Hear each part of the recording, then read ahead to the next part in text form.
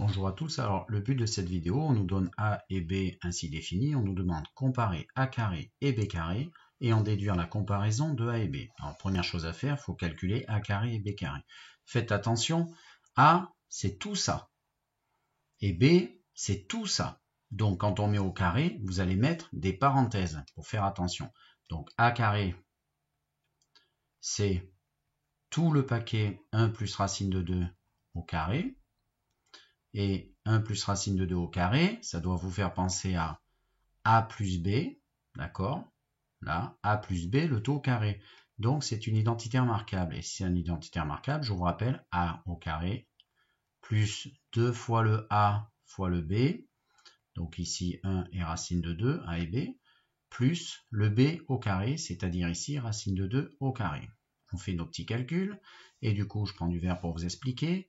Ça, c'est 1 fois 1, racine de 2 fois racine de 2, c'est un 2 déguisé, et du coup ce 1 et ce 2, ça fait 3.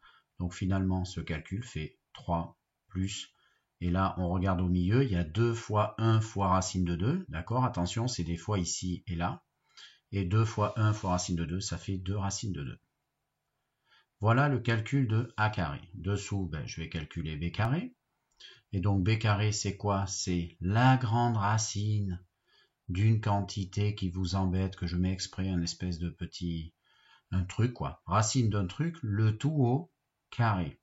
Alors, je vous rappelle la petite formule de base, mais si on a racine d'une quantité A qui est positive et qu'on la met au carré, d'accord, eh bien, cette racine,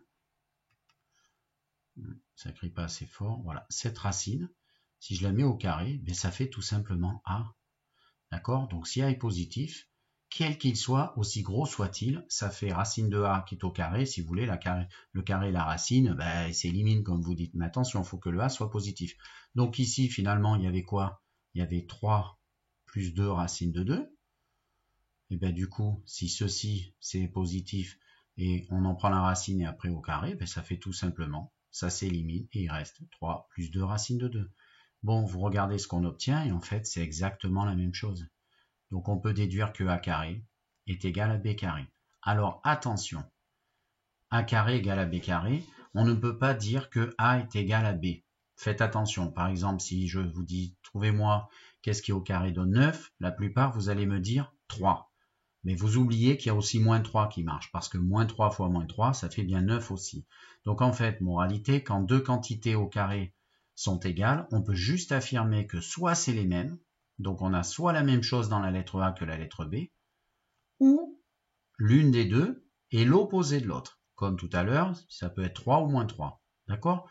Donc la question à vous poser, c'est de trouver, est-ce qu'on est dans le cas où A égale à B, en gros, est-ce qu'on a les mêmes, ou est-ce qu'on est dans le cas où l'un est l'opposé de l'autre? Pour répondre à cette question, il suffit de regarder les signes des quantités, sans oublier que une racine carrée, c'est toujours positif. Alors regardez ici, on a A, c'est 1 plus une racine carrée. Une racine carrée, ça, quel que soit le nombre dessous, le positif bien sûr pour qu'on puisse la calculer, ça fait toujours un nombre positif. Donc un positif à qui j'ajoute 1, j'ai pas besoin de machine, A il est positif. Et B c'est quoi? B, regardez dessous j'ai une quantité, bon c'est même pas ça qui est important, c'est que ça, on en fait la racine carrée. Donc si on prend la racine carrée de ça, le résultat d'une racine carrée étant toujours positif, ça fait un positif. Donc une racine carrée, je vous l'écris comme ça, une racine carrée, ça donne toujours un positif.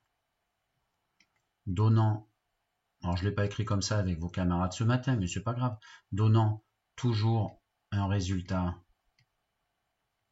positif, qu'est-ce qu'on déduit? Que la quantité A comme la quantité B, ce sont des positifs. Donc, A et B sont positifs. A, c'est forcément un nombre positif, et B aussi. Et maintenant, si on a un peu de bon sens par rapport à ce que j'ai dit tout à l'heure, s'ils sont de même signe, regardez ce qui était là, s'ils sont de même signe, c'est soit c'est pareil, et c'est forcément ici, on est dans ce cas-là, parce que là, dans celui-ci, il y en aurait un de négatif quand l'autre serait positif. D'accord? La notion d'opposé.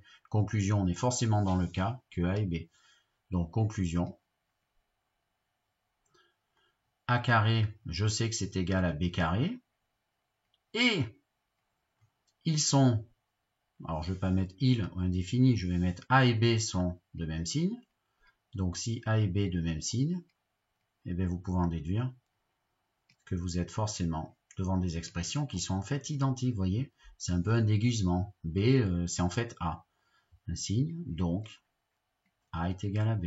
Voilà pour ce premier exemple. Alors, maintenant, je vais corriger la suite. Et donc, j'ai effacé ma petite gomme. Alors, exemple 2. Il faut comparer les deux quantités que sont moins 3 sur 5 plus racine de 3 et moins 3 sur 7. Si je vous ai mis l'aide 5 plus 2, c'est pas pour vous embêter, c'était comme dans un devoir que j'ai donné. En fait, 7, ça pourrait être 4 plus 3, 6 plus 1. Si je vous ai donné 5 plus 2, c'est la raison que, regardez, le 7, il est là. Et ici, j'ai 5 plus racine 3. Ici, vous avez la même chose. Eh bien, si j'écris à la place de 7 plutôt 5 plus racine 3, 5 plus 2, pardon, 5 plus 2, vous voyez, à la place de ça, en fait, si vous regardez bien, la nuance entre les deux nombres, si vous regardez bien, eh bien, c'est pas entre les deux moins 3, il y a une fraction pour les deux, non plus là, il y a un 5 là, un 5 là. En fait, il suffit de savoir comparer 2 et racine de 3. La nuance va se jouer entre ces deux quantités. Donc, en fait, ce que vous devez faire quand vous regardez ces exemples à comparer, il faut absolument se demander où se joue leur différence et commencer par ça. Donc, moi, je vais comparer ces deux quantités, d'accord? C'est ça, la nuance, elle est entre les deux.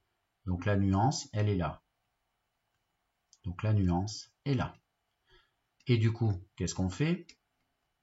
Eh bien, on part à comparer racine de 3 et 2, racine de 3 et 2. Alors, racine de 3 et 2, en fait, 2, c'est une racine carrée. Laquelle? 2 secondes. Eh bien, 2, c'est racine de 4. Donc, en fait, 3, c'est plus petit que 4. On est d'accord? Je vais appliquer la règle des racines carrées qui garde l'ordre. D'accord?